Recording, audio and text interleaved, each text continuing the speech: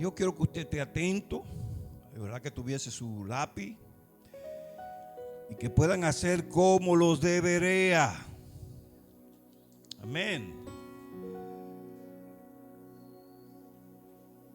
¿Qué hacían los de Berea?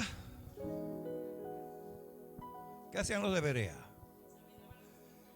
Examinaban las escrituras a ver si estas cosas son así. Hay gentes dentro de la congregación, dentro de la iglesia, a veces que utilizan el término yo estoy bajo la sangre de Cristo, o pongo mi casa bajo la sangre de Cristo, o como si fuera un amuleto. Pero realmente este vocabulario del pueblo puede ser usado, pero hay que tener conciencia, porque no es una varita mágica, sino realmente debe entenderse el porqué. Nosotros vamos a encontrar esto de la sangre desde el Génesis hasta el Apocalipsis. Amén. Y yo creo que Dios levantó al pueblo de Israel y trajo toda esta revelación precisamente para hablarnos de este problema del pecado y de la cura del pecado, de la solución del pecado. Y para hacerlo nos trae la revelación a través del pueblo judío, o a través de lo que decimos el pueblo de Israel, ¿verdad? Comenzando desde el Génesis, y usted va mirando un hilo rojo de Génesis hasta el Nuevo Testamento, hasta la venida de Cristo. A través de todo el desarrollo de la historia del pueblo judío, Dios va revelando paso por paso para que nosotros podamos entender la necesidad de que su Hijo Jesucristo viniera al mundo, y que solo a través de Jesucristo nosotros podamos tener acceso a la presencia de Dios, a la eternidad, al reino de Dios, para pasar a ser sus hijos. Ahora debemos ver esto en las Escrituras. Y veremos algunos. Yo no pienso que vamos a tocar todo el tema en esta noche, porque el tiempo no da. El tiempo que disponemos para esto no nos da. Pero sí trate de ver las cosas, los puntos básicos de esta revelación. Una de las cosas que debemos entender es: no somos salvos por imitar a Cristo. ¿Usted sabía eso? No es por imitar a Cristo que somos salvos. Es por lo que Cristo hizo a favor nuestro que nosotros somos salvos, que tenemos la salvación. Cuando decimos no por obra, está hablando de las obras de la ley, ¿verdad? Y de hacer quizás algunos tipos de obras de ayudas que vayan filantrópicas, que vayan en ayuda del hombre o de la sociedad o de la creación de la naturaleza, ¿verdad? Esas obras son buenas, pero no podemos ser salvados por las obras, porque usted en su naturaleza está desamistado con Dios, y lo que usted tiene sobre usted antes de conocer a Cristo es la ira de Dios, y usted está bajo el poder de Satanás. Y es un enemigo de Dios. Ahora, la voluntad de Dios es reconciliarnos con Él. Amén. Yo tengo algunos apuntes, pero vamos primero, yo como dije, desde Génesis a Apocalipsis. Vamos a ver allá en Génesis. Vamos a entrar en el capítulo 2 de Génesis para que podamos observar lo que es la introducción del pecado en el mundo.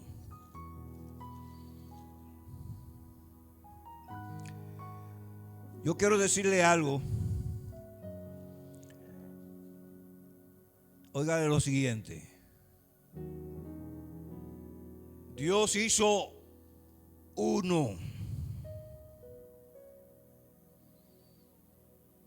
Una persona humana, Adán,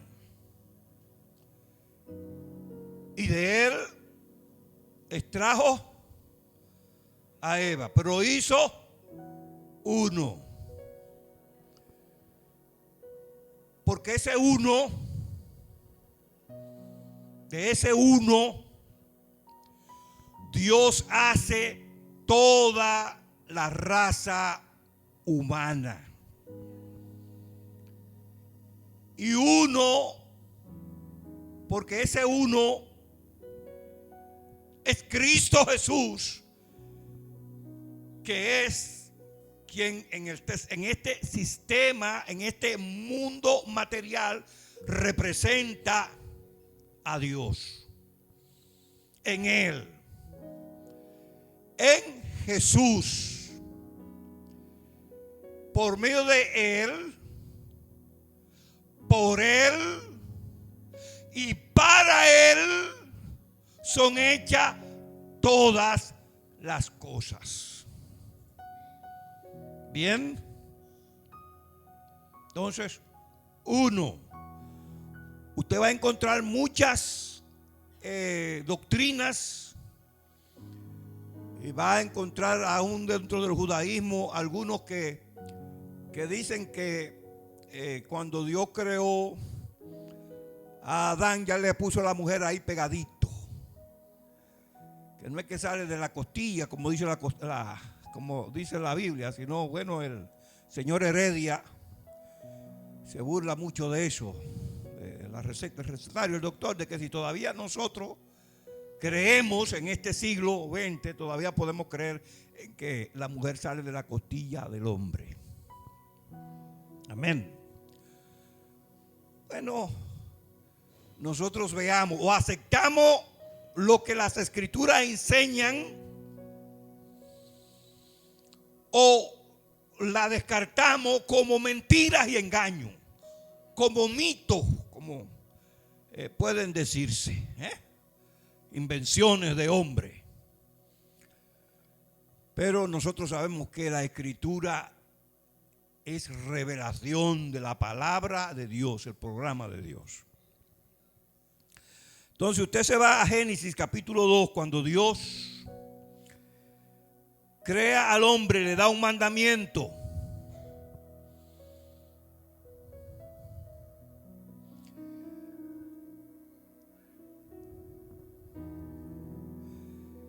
Voy a leer allí en Génesis 2.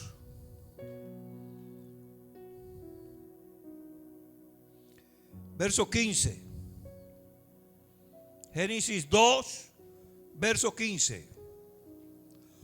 Tomó pues Jehová Dios al hombre y lo puso en el huerto de Edén para que labrara y lo guardase.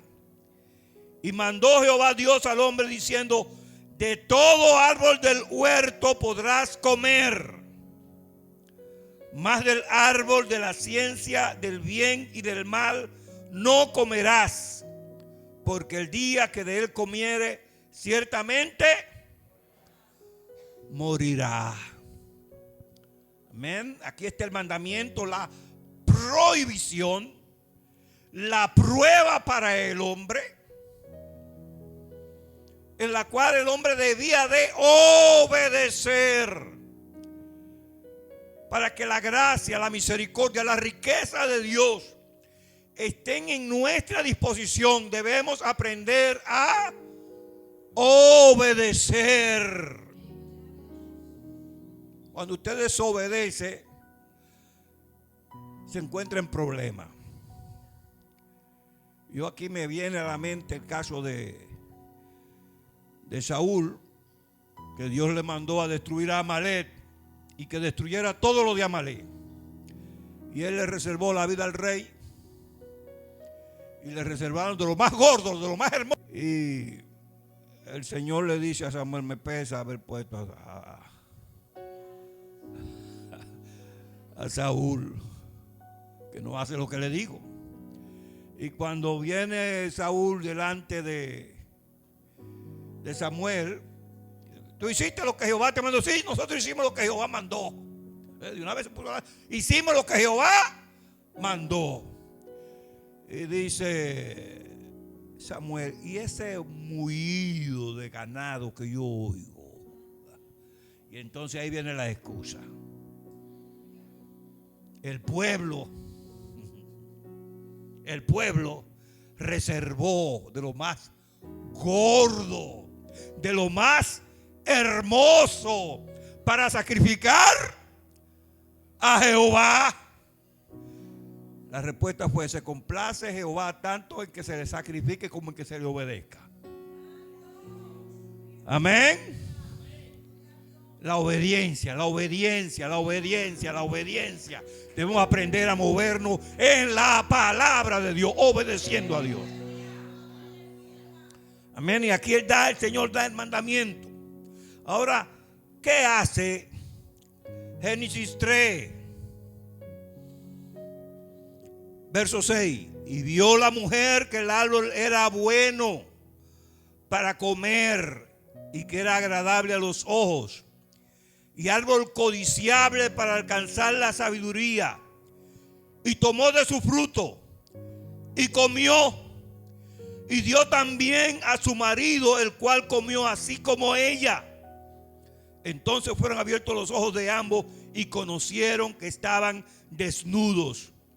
Entonces cosieron hojas de higuera y se hicieron delantales. Bien, aquí ellos trataron de cubrir su pecado. Tomaron de las plantas y se pusieron, dice hojas de higuera, unas hojas anchas, ¿verdad? Y se hicieron unos delantales para tapar su desnudez. Eso representa al hombre tratando de hacer la solución a su problema mediante la obra humana, mediante el trabajo humano. Bien, que puede ser representado con sus buenas, ¿qué? Obras. Bien, pero esto Dios no vio que eso estuviera bien. Pero primero trajo sentencia y habla acerca de entonces el Señor de juicio sobre ellos, y dio sentencia y dijo: voy a poner enemistad, hablándole a la serpiente, que fue quien engañó a la mujer y que la sedujo. Oigan bien, no la obligó, la sedujo, la engañó. Bien, le prometió cosas que no eran así. Le dijo que no iba a morir, pero el Señor dijo que el día que comieran del árbol iban, ¿verdad? Entonces ella se dejó seducir y dio a su marido y pecaron ante el Señor. Entonces el Señor dijo a la simiente, a la serpiente, le dijo: voy a poner enemistad entre tu simiente y la simiente de la mujer. Tú le herirás en el carcañal y ella te herirá en la cabeza. Una herida en el carcañal es una herida no de muerte. Usted le pueden cortar el pie y no hay problema. Ahora no le pueden cortar la cabeza. Entonces, ¿dónde era que la simiente de la mujer le iba a dar a la simiente de la serpiente? En la cabeza. Amén. Ahora, si nosotros vamos a Génesis, en el versículo 21, dice: y Jehová Dios hizo al hombre y a su mujer túnica de pieles y lo vistió. El hombre se había puesto el mismo vestidura, delantales. Pero el Señor, después de haber dado las promesas y haber hecho el desarrollo, entonces toma pieles. Para tomar pieles, ¿qué hay que hacer primero con el animal? Darle muerte. Y entonces se toman sus pieles. Ahí está el prototipo. Porque se mata el animal y se toman las pieles del animal. Se derrama la sangre. La sangre se derrama. Dios mismo está tomando el cordero o el chivo y le da muerte y toma la piel y cubre al hombre y a su mujer. Ese cubrir implica la justicia de Cristo aplicada a tu vida. Bien. No tiene que ver nada con el hombre. Fue traído del animal y cubrieron su cuerpo. El hombre no tuvo que hacerlo. Fue Dios quien vistió al hombre con túnicas de pieles. Ahí encontramos la sangre derramada. Amén. Dios va trabajando. Encontramos luego que Adán conoció a su mujer y la mujer dio a luz un hijo que se llamó Caín y otro que se llamó Abel. Parece que dio a luz mellizo, ¿verdad? Caín abrió la matriz, pero ahí mismo vino Abel. Ahora los muchachos crecieron y Caín se hizo labrador de la tierra. Cultivaba el terreno, cultivaba alimento, cultivaba frutos. Pero Abel se hizo pastor. Pasado el tiempo, Caín trajo a Dios una ofrenda. Estamos hablando del principio de los tiempos. Amén. Y también Abel trajo de lo más hermoso, de lo más gordo, de lo más bonito, trajo a Dios un animal en sacrificio. Nuevamente la sangre. Lo sacrificó al Señor. ¿Quién enseñó a estos muchachos que había que darle ofrenda a Dios? ¿Quién se lo enseñó? Amén. Parece que el Padre le pasó conocimiento, ¿verdad? Gloria al Señor. Quizá Adán vio al Señor. Ellos aprendieron. El asunto es que trajeron su ofrenda y Dios vio a Caín y a la ofrenda suya y no le agradó. Vio a Abel y a su ofrenda y sí le agradó. Quizá la ofrenda de Caín no es que estaba mala, que estuviera fea, Pero quizás en su actitud había quizás en su interior algo de rebeldía, porque dice que el Señor vio a Caín y su ofrenda y no le agradó. Y Caín desnudó su semblante y Dios le dice: si hicieres el bien, no serás alabado. Y si el mal, el pecado está a las puertas, ten cuidado, porque se puede enseñorear de ti, siendo Dios el primer profeta, porque le está profetizando lo que puede pasar a Caín. Amén. Pero aquí nuevamente vemos que a Dios le agradó el sacrificio que hace Abel, un sacrificio cruento. Amén. Esto está hablando en el principio mismo del Génesis. Ahora vamos a volver otra vez al libro del Génesis, pero yo quiero que vayamos a Apocalipsis capítulo 12. Yo le dije que tenemos línea de la sangre desde Génesis hasta Apocalipsis. Apocalipsis 12.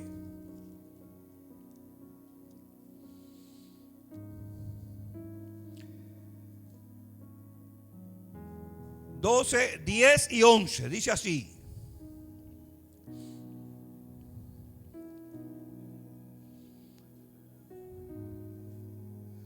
entonces oí una gran voz en el cielo que decía: ahora ha venido la salvación, el poder y el reino de nuestro Dios y la autoridad de su Cristo, porque ha sido lanzado fuera el acusador de nuestros hermanos, el que los acusaba delante de nuestro Dios día y noche. ¿Quién era ese acusador?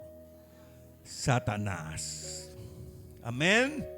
El Señor lo reprenda. Y entonces dice: y ellos, ¿quiénes entonces son ellos? La iglesia, y ellos le han vencido por medio de la sangre del Cordero. ¿Por medio de qué? Y de la palabra del testimonio de ellos, y menospreciaron su vida hasta la muerte. Entonces, a través de la sangre, ellos vencieron a Satanás. Nosotros como iglesia vencemos a Satanás. Ha sido echado fuera el acusador de nuestros hermanos, Satanás. Y nosotros le hemos vencido. Por lo tanto, Satanás es un ser derrotado. Todavía él está activo. Todavía no vemos que esté sujeto por completo, pero ya ha sido derrotado por medio de la sangre de nuestro Señor Jesucristo. Bendito sea el nombre del Señor. Otro ejemplo del uso de la sangre, en la cual Dios va enseñándonos, Dios va llevándonos paso por paso a través del desarrollo, para que nosotros entendamos lo que implica entonces el poder vencer a través de la sangre de Cristo. Cuando el pueblo de Israel se encuentra en Egipto, entonces allí encontramos la Pascua. Dios va a matar de Egipto todo primogénito, tanto de los hombres como de los animales que abrieron matriz. Dios va a traer esa plaga por cuanto Faraón se ha endurecido y no ha querido dejar ir al pueblo. Y Dios le dice al pueblo de Israel: a través de Moisés: tómese cada uno un cordero y sacrifíquenlo la noche del 14. Y echen la sangre en una vasija. Y tomen ramas de hisopo. Y úntenlo en la sangre. Y pónganle en los dinteles de la puerta. Y pónganlo en los laterales, los horcones. Pero nunca en el estrado, porque la sangre no debe ser pisoteada. Amén. Entonces, fíjese, la sangre no es dentro del animal.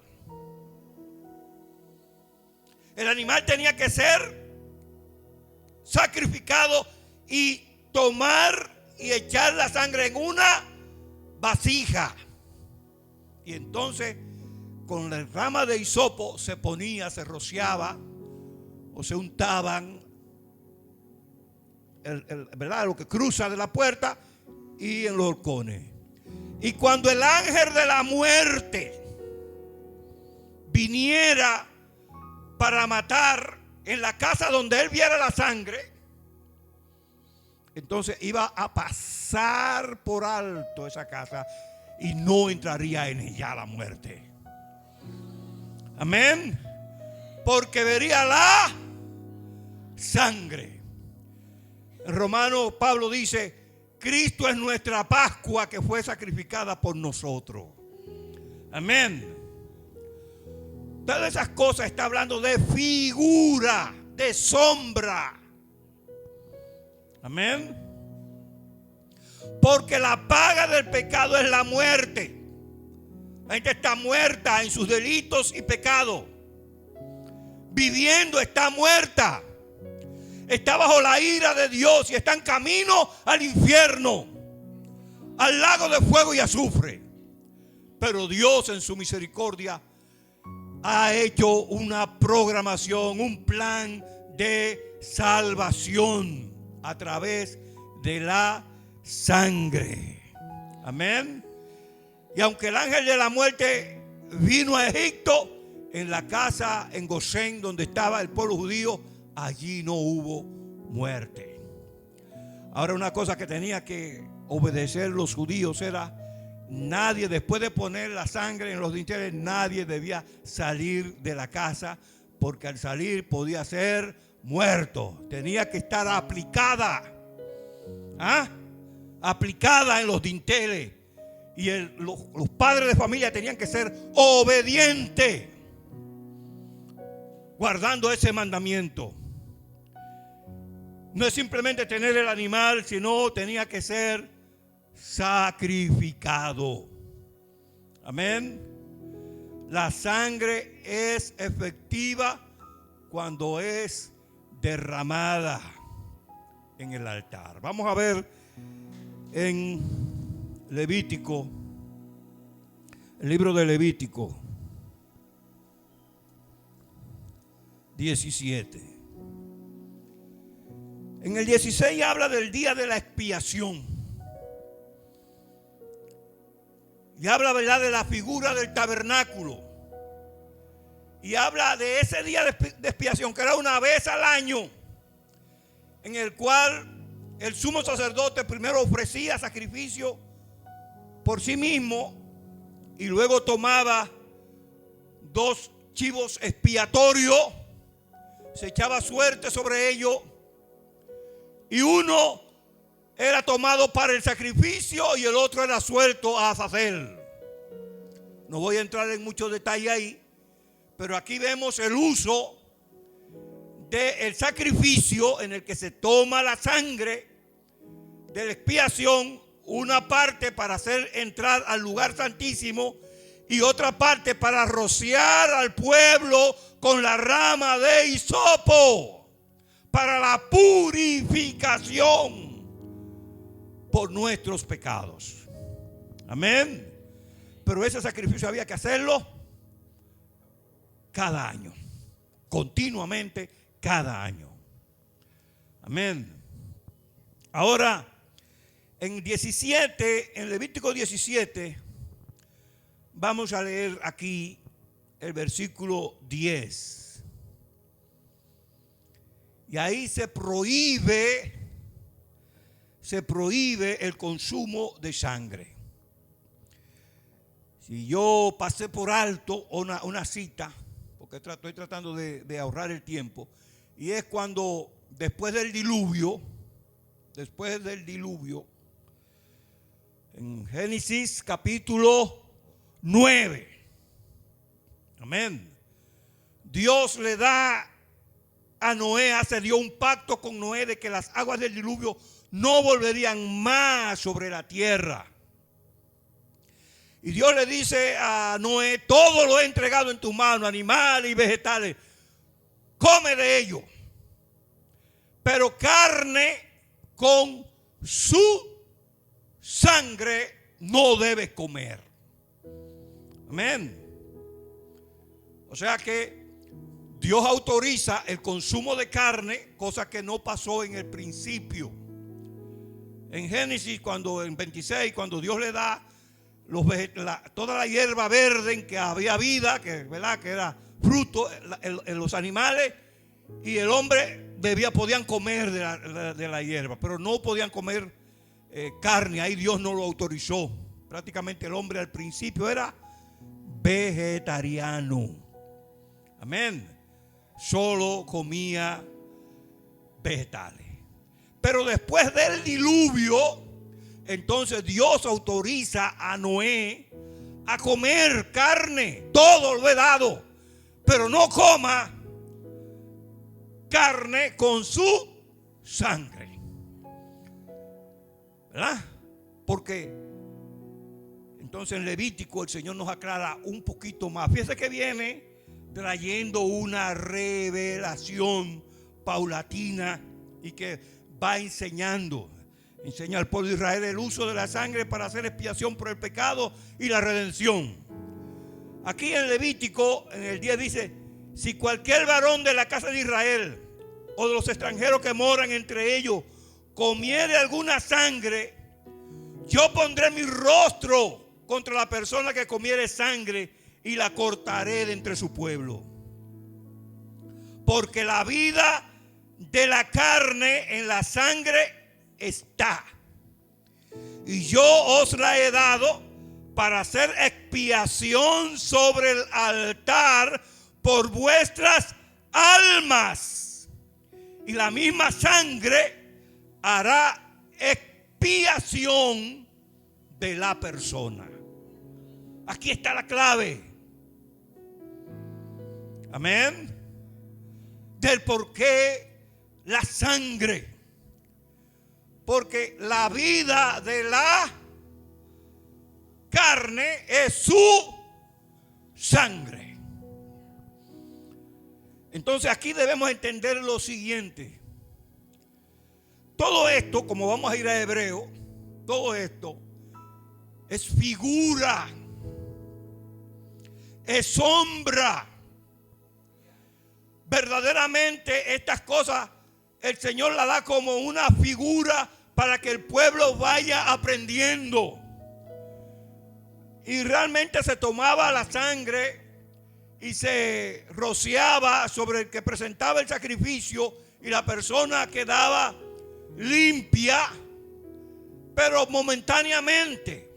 Esa sangre no tenía una efectividad, sino ese sacrificio no podía verdaderamente limpiar el pecado. Hebreo no lo va a decir ahorita más adelante, pero aquí vemos, dice: porque la vida de la carne en la sangre está, y yo la he dado para hacer expiación sobre el altar por vuestras almas, y la misma sangre hará expiación de la persona.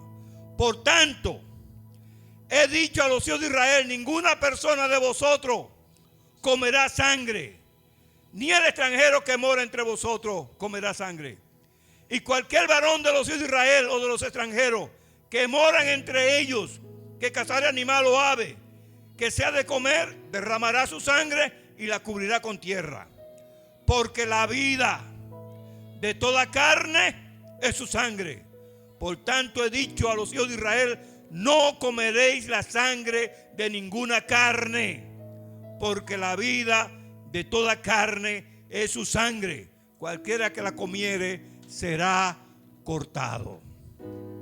Y yo quiero decirle a ustedes que hoy hay pastores que se sienten demasiado libres y dicen: yo me puedo comer mi morcillito y no tengo problema. Amén.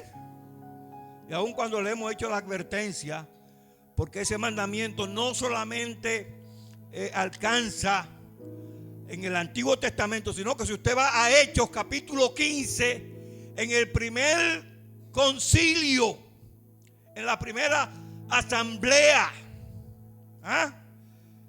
allí se puso de acuerdo, dice: nos ha parecido bien a nosotros y al Espíritu Santo no imponer otra carga más que esta.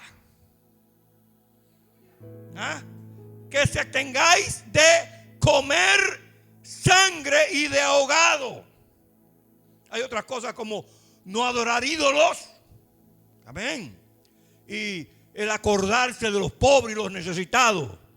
Pero específicamente hablando de esa ley, de que no debía de consumirse la sangre. Así que, hermano, no coma morcilla. Amén. Y antes los hermanos tenían muy cuidado de cuando iban a la pollera saber si habían matado el animal a puñetazo al pollo, ¿verdad? O si le habían cortado el cocote. ¿Sabe por qué? Porque les gustaba muy bien no cortarle el cocote para que pese más.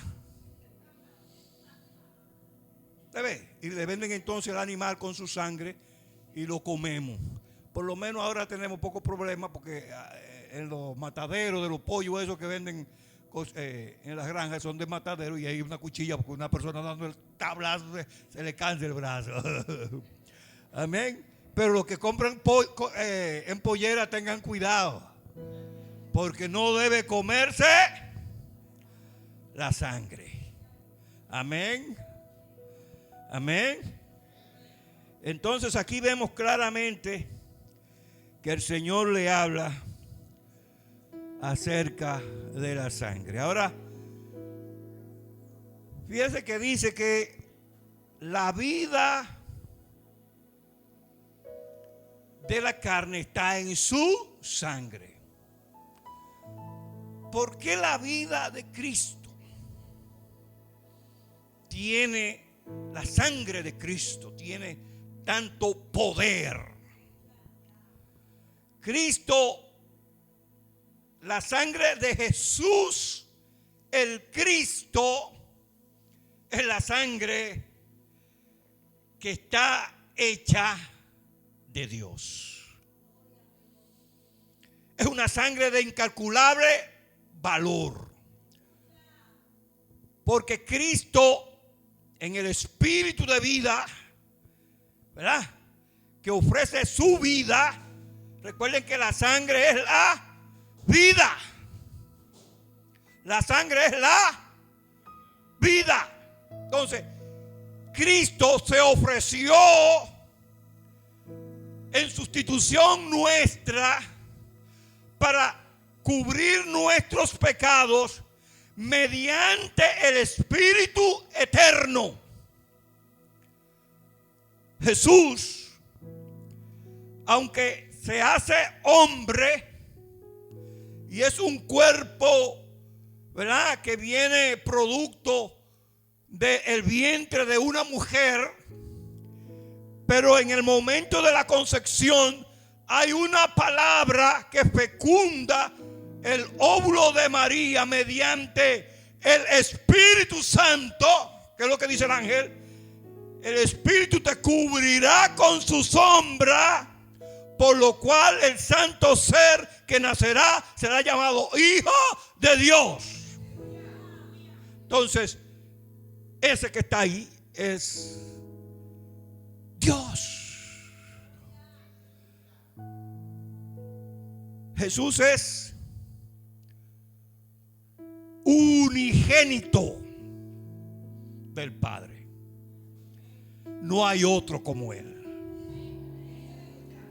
Es primogénito entre muchos hermanos. ¿Entienden eso? Unigénito. Porque de tal manera amó Dios al mundo que dio a su único hijo. Amén. Pero ahora decimos que nosotros somos hijos. O en el pasado se decía que, ¿verdad? De los hijos de Set, hijos de Dios. Pero Cristo es el único en su especie. Amén.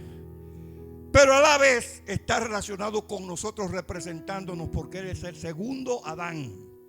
Porque Él sale del vientre de una mujer. Es la simiente que habrá de darle el golpe de muerte a Satanás. Amén.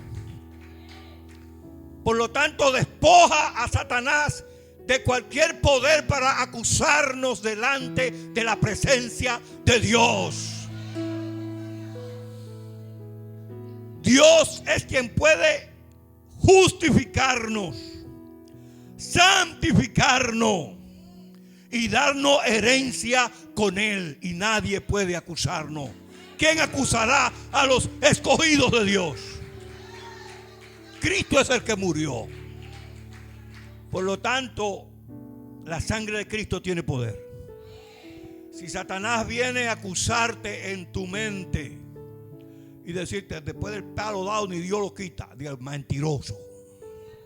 Cristo murió por mí en la cruz de Calvario. Amén. Él murió en mi lugar para limpiarme de todos mis pecados. Vaya a Hebreos. Gloria al Señor. Y entonces, aquí, déjame chequear porque, ay, la hora se nos pone en chiquitica. Voy a saltar algunas cosas. Dice, en Hebreos 8:13 dice, al decir nuevo pacto ha dado por viejo el primero, y lo que se da por viejo y se envejece está próximo a desaparecer. Bien, está diciendo el viejo pacto, el antiguo pacto, el pacto en el que el sumo sacerdote entra al santuario una vez al año y toma, ¿verdad?, los chivos expiatorios. Expiar implica que Él lleva la culpa y que a través del sacrificio tú quedas perdonado. Entonces, si hacen expiación por ti, Él es que lleva la culpa y tú quedas libre. Amén.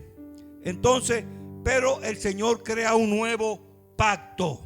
Ya lo sabemos más adelante.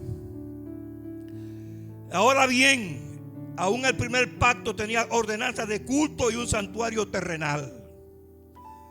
Porque el tabernáculo está dispuesto así. En la primera parte, llamada el lugar santo, estaba el candelabro, la mesa y los panes de la propiciación. Tras el segundo velo estaba la parte del tabernáculo llamada el lugar santísimo. O sea, que en el tabernáculo había una división entre el lugar santo y el lugar santísimo. Y esa división que había puesto, había un velo en el cual el sumo sacerdote solamente podía entrar una vez al año y debía de llevar sangre. Amén. Y rociar sobre el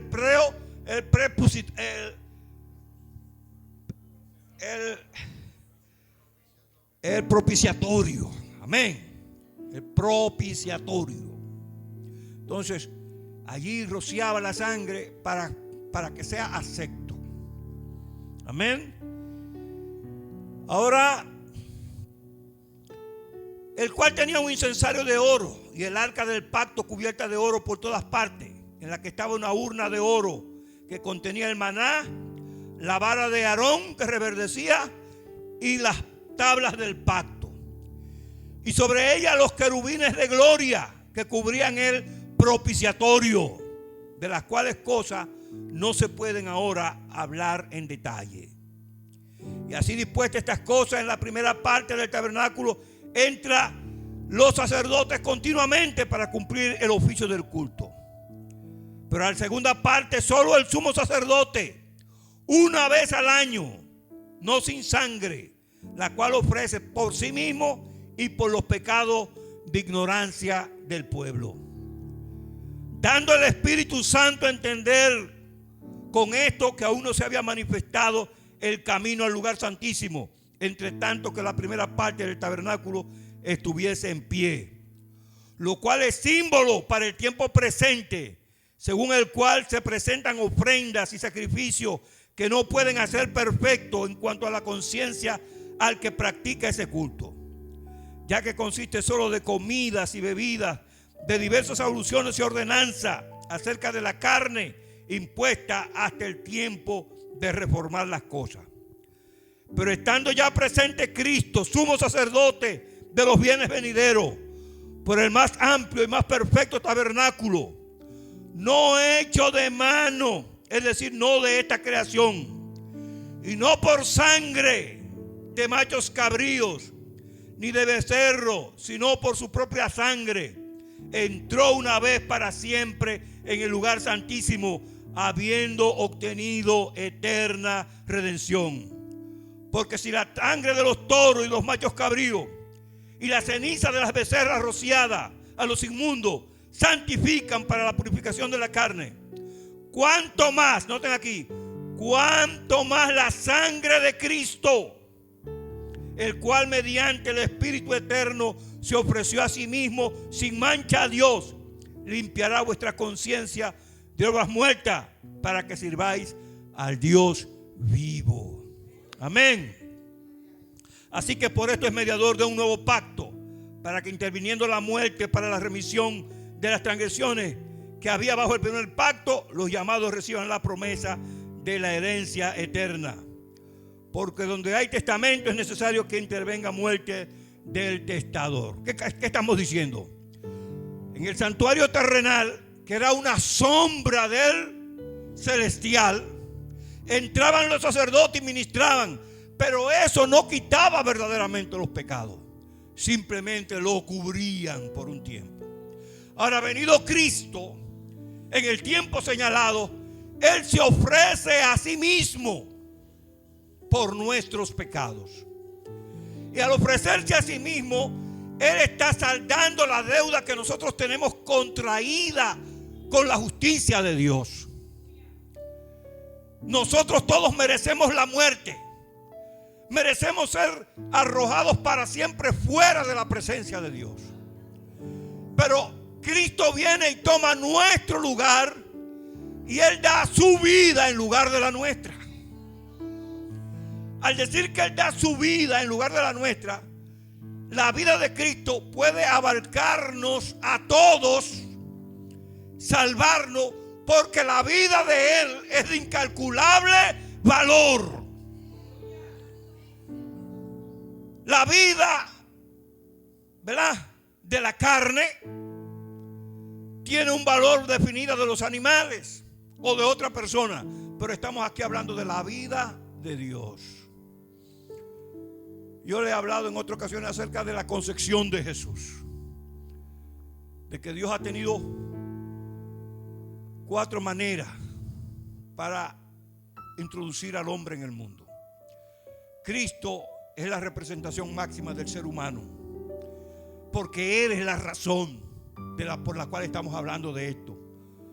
No es el hombre mismo, sino Cristo Jesús, porque al Padre le ha placido entregarle todas las cosas al Hijo. Ahora, el Hijo nos compró a nosotros. Cuando habla de la redención, está hablando de pagar un precio.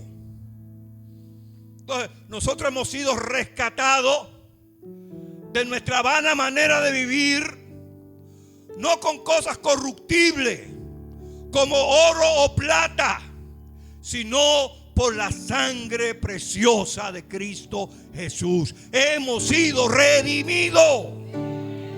Se ha pagado un precio. Cristo te ha sacado del mercado de esclavos. Amén. Por lo tanto, Satanás no te puede acusar. Por eso dice que le hemos vencido. Ahora algo importante ahí dice que él le hemos vencido. Dice, y ellos dan testimonio y han menospreciado su vida. Amén. Dice un hermano llamado Dere que es tonto el que no hace ese negocio de renunciar a la vida terrenal para tener una vida más larga, porque esta vida aquí es muy temporal, muy corta. Quien se entrega a los placeres y los deleites de esta vida terrenal, pues pronto dejará de ser aquí y tendrá que irse al juicio allá del gran trono blanco y no tendrá parte en el reino de Dios. Pero los que somos obedientes y venimos a Cristo, tenemos la vida eterna. Amén. Entonces aquí en el versículo 14 dice, cuanto más la sangre de Cristo, el cual mediante el Espíritu eterno. Aquí está la palabra. ¿Notan por qué tiene el valor que tiene la sangre de Cristo? Porque fue ofrecida mediante el Espíritu eterno, que se ofreció a sí mismo sin mancha a Dios. Limpiará vuestras conciencias de obras muertas para que sirváis al Dios vivo. En el versículo 22, yéndome así saltando, dice, y casi todo es purificado según la ley con sangre, y sin derramamiento de sangre no se hace remisión.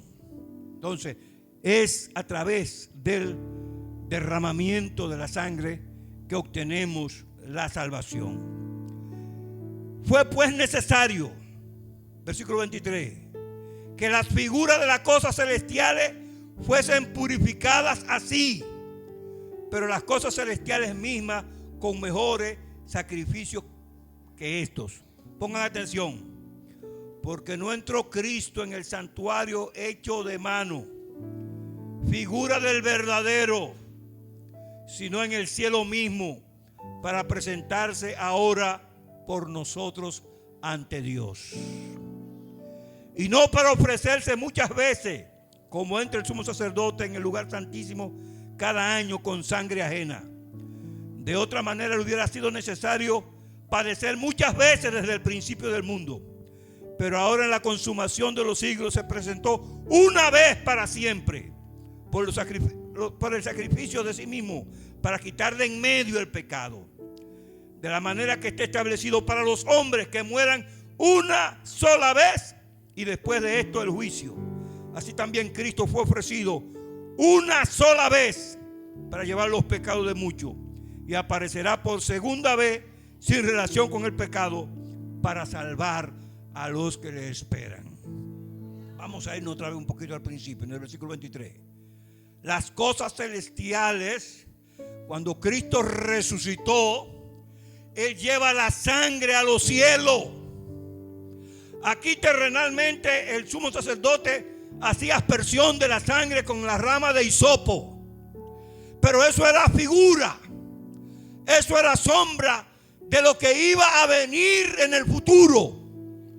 Llegado el tiempo, entonces Cristo traspasó los cielos y entró a los cielos de Dios, y allí con su sangre paga el precio para nuestra justificación para siempre. Un solo sacrificio por todos nuestros pecados. Amén. Entonces, aunque el enemigo quiera acusarte, dile: Cristo murió en mi lugar. Somos salvos por el sacrificio de Cristo, no por imitar a Jesús. Nosotros podemos imitar a Cristo en algunas cosas.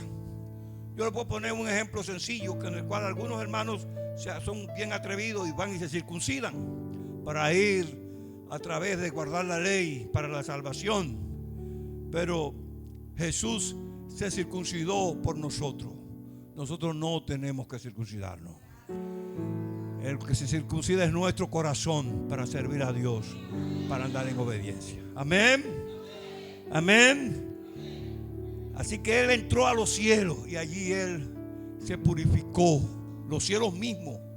Porque en los cielos sabemos que la rebelión de Satanás se desató en los cielos. Y Cristo ha juntado y tiene tanto dominio en los cielos como en la tierra. Amén. Porque la ley, teniendo la sombra de los bienes venideros, no la imagen misma de las cosas, nunca puede por los mismos sacrificios que se ofrecen continuamente cada año hacer perfecto a los que se acercan. De otra manera cesarían de ofrecerse, pues los que tributan este culto limpio una vez no tendrían ya más conciencia de pecado. Pero estos sacrificios cada año se hacen en memoria de los pecados, porque la sangre de los toros y de los machos cabríos no pueden quitar los pecados. Por lo cual, entrando en el mundo, dice: sacrificio y ofrenda no quisiste, mas me preparaste cuerpo. Holocausto y expiaciones por el pecado no te agradaron. Entonces dije: he aquí que vengo, oh Dios, para hacer tu voluntad, como en el rollo del libro está escrito de mí. Diciendo primero: sacrificio y ofrenda y holocausto y expiación por el pecado no quisiste, ni te agradaron, las cuales cosas se ofrecen según la ley. Y diciendo aquí: vengo, oh Dios, para hacer tu voluntad, quítalo primero para establecer esto último. En esa voluntad somos santificados mediante la ofrenda del cuerpo de Jesucristo, hecha una vez para siempre. Y ciertamente todo sacerdote está día tras día ministrando y ofreciendo muchas veces los mismos sacrificios que nunca pueden quitar los pecados. Pero Cristo, habiendo ofrecido una vez para siempre un solo sacrificio por los pecados, se ha sentado a la diestra de Dios. Entonces, importante saber eso. Con Cristo estoy juntamente sentado en los lugares celestiales por medio de su vida, la vida de Cristo. Es por ella que tenemos acceso a la gracia del Señor. Dios nos bendiga, Dios nos guarde. Amén.